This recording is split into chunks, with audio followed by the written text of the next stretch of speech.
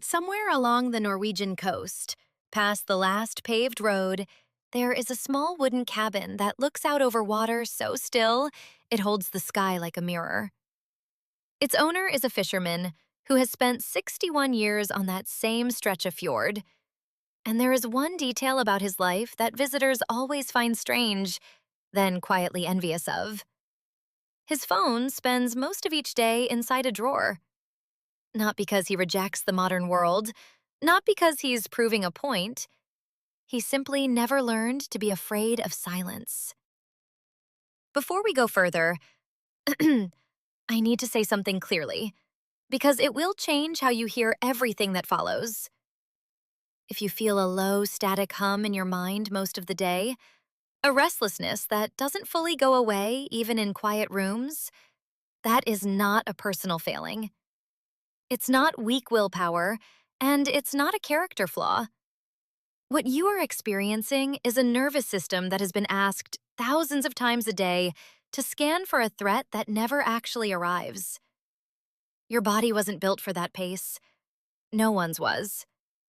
This is a film about a different way of living alongside technology. Not rejecting it, not disappearing from it, but relating to it, the way this fisherman relates to the sea. Aware of its power, unafraid of stepping back from it. We're going to explore Lagom, the Scandinavian art of just enough, and how a handful of small, frictionless adjustments to your relationship with your phone can begin, within days, to quiet a nervous system that has forgotten what stillness feels like. Stay until the end. I'll walk you through the 2-minute Lagom reset, the exact ritual that tells you, in real time, whether your day is asking too much of you. Let's begin.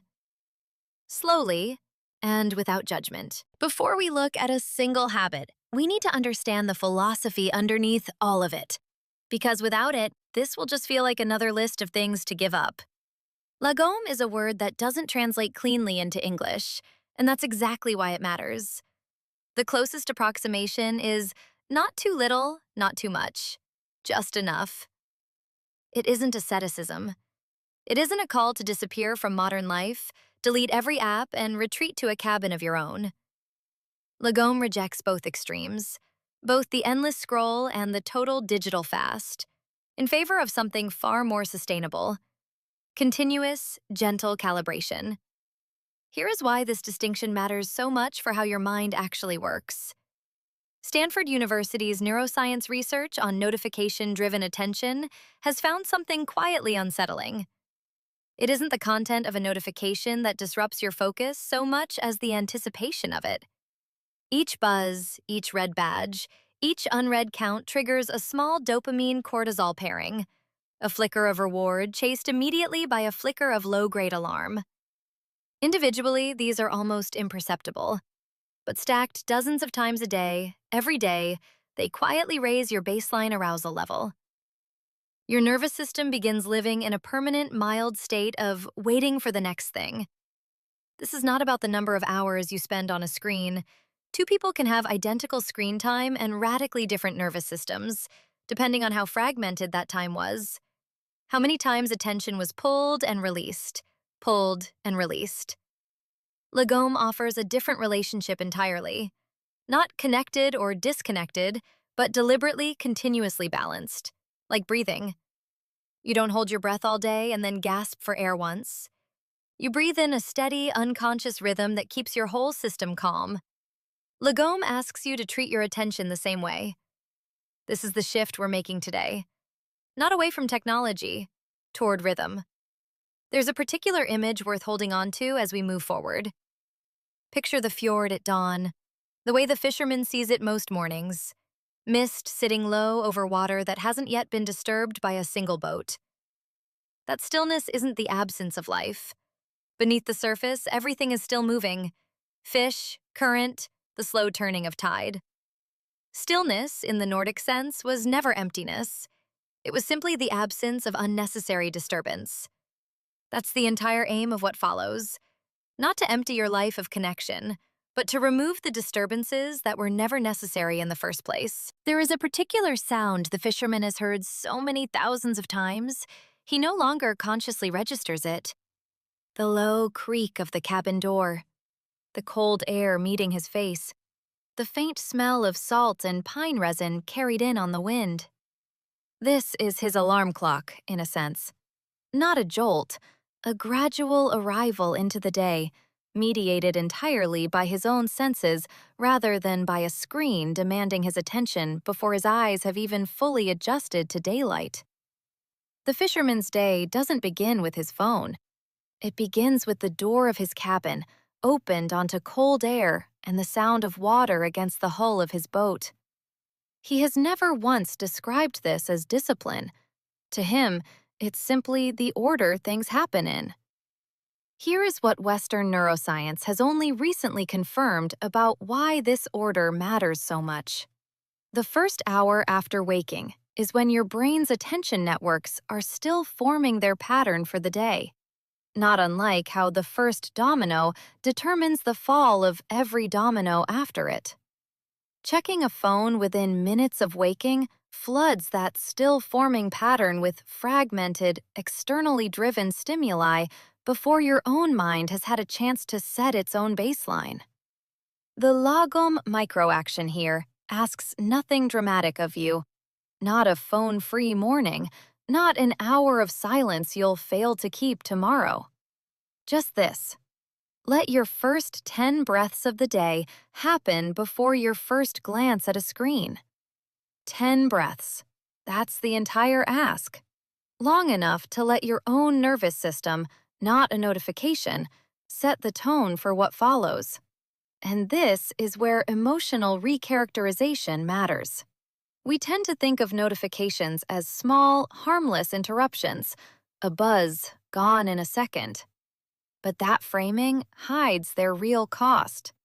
Each unread badge functions less like a tap on the shoulder and more like an unclosed loop, a small, unfinished decision your mind quietly tracks in the background for as long as it remains unresolved. A phone with 47 unread notifications isn't 47 seconds of distraction. It's 47 small, ongoing demands on your attention, all being tracked simultaneously, all day, whether you're looking at the screen or not. The Norwegian fisherman's phone, when it finally leaves the drawer each evening, has no more than 3 or 4 things waiting on it. Not because people contact him less, because he has built one small structural boundary. Only a small number of applications are permitted to interrupt him at all. Everything else waits to be checked on his terms, not summoned on someone else's. The microaction is simple. Choose 2 applications, just 2, that are allowed to send you real-time alerts. Everything else moves to silent, checked only when you choose to look. This isn't digital minimalism as deprivation. It's Lagom as architecture, building a structure around your attention instead of leaving it exposed. Because there's a particular kind of exhaustion that doesn't come from working long hours, but from working in constant fragments. 3 minutes here, a glance there, a half-formed thought interrupted before it resolves. This is sometimes called attention residue. And it means that even after you've closed an app, a portion of your cognitive resources stays quietly tangled in what you were just doing. Picture your mind like the fjord outside the fisherman's window. Left undisturbed, water settles into perfect stillness. You can see straight to the bottom. Every interruption is a small stone dropped in. One stone, the water recovers quickly. 50 stones an hour, and the water never fully settles. It's in a constant state of low-grade disturbance, murky even when nothing new has just been dropped in.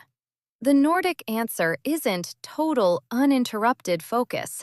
That's not realistic for most modern lives, and expecting it of yourself only adds another layer of guilt.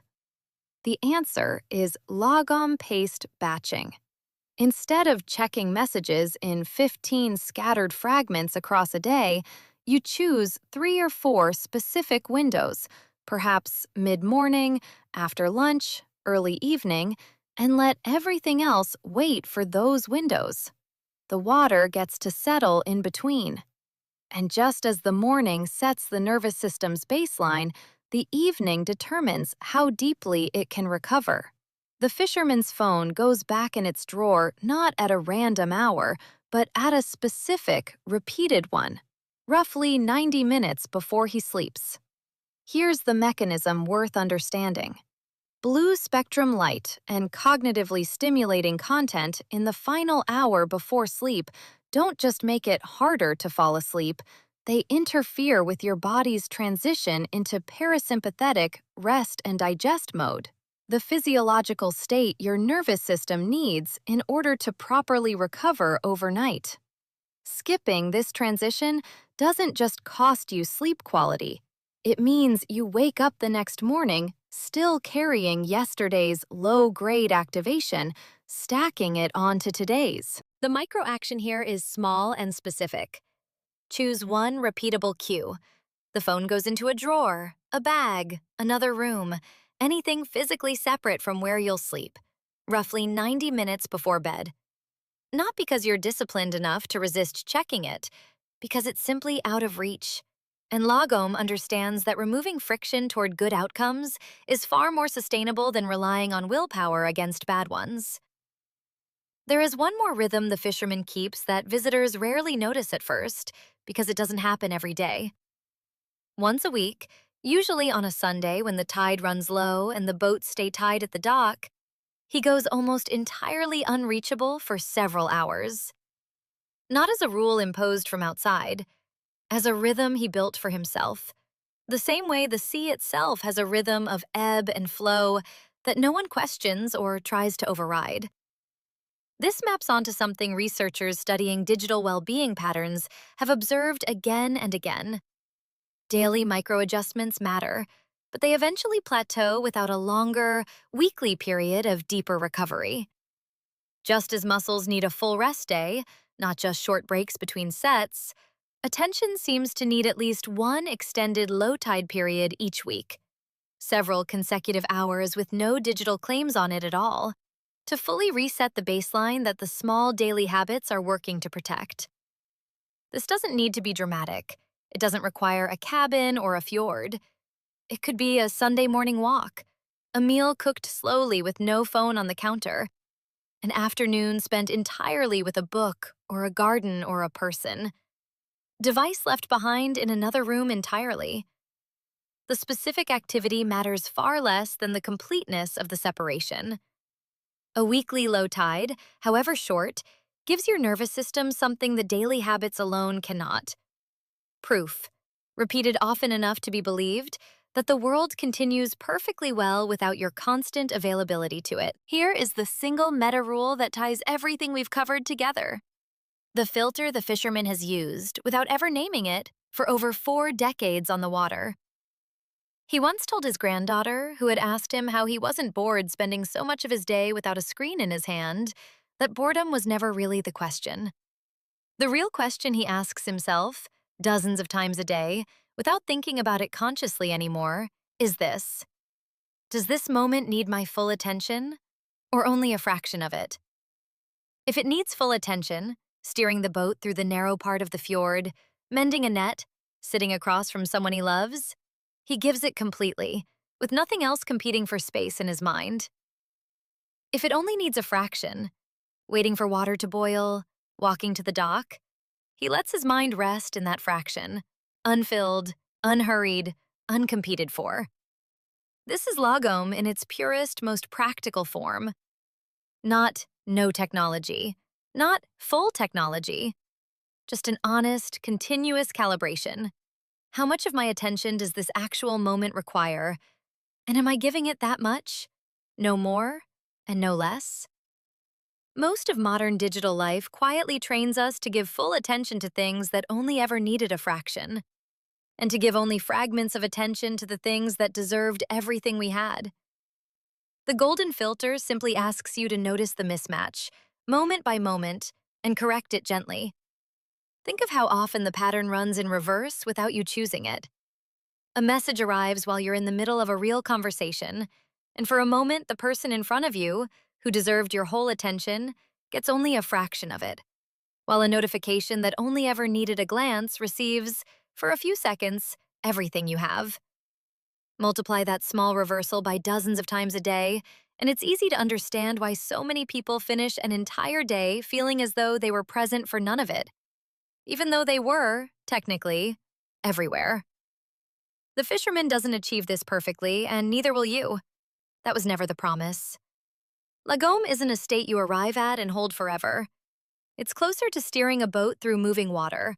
Small, continuous corrections, made calmly, without alarm, each time the current pulls you slightly off course. The goal was never a perfectly straight line. It was simply staying close enough to it, correction by gentle correction, that the overall journey stays true. Before you go, here's the 2-minute ritual, so you can carry this into your own day starting right now. Step 1. The breath count. The next time you reach for your phone out of habit rather than need, pause for 3 breaths before you unlock it. Not to punish yourself, simply to notice. Was this moment asking for your full attention, or was your hand moving faster than your intention? Step 2. The drawer question. Each evening, ask yourself, if my phone lived in a drawer for the next 90 minutes, what would actually be lost? For almost everyone, almost every night, the honest answer is very little. That answer is not a failure. It's information, a small, quiet permission slip to put it down. That's the whole test. Breath, then drawer. Practice it once today, just once. A calm nervous system was never built by disappearing from the modern world. It was built the way the fisherman built his, one small returned rhythm at a time, noticing where full attention was needed and giving it fully, noticing where it wasn't, and letting the mind rest there instead. If this found you at the right moment, I'd love to hear it in the comments. Simply write, I am returning to balance. Let that be the quiet promise you make to your own mind tonight. I'll see you in the next one.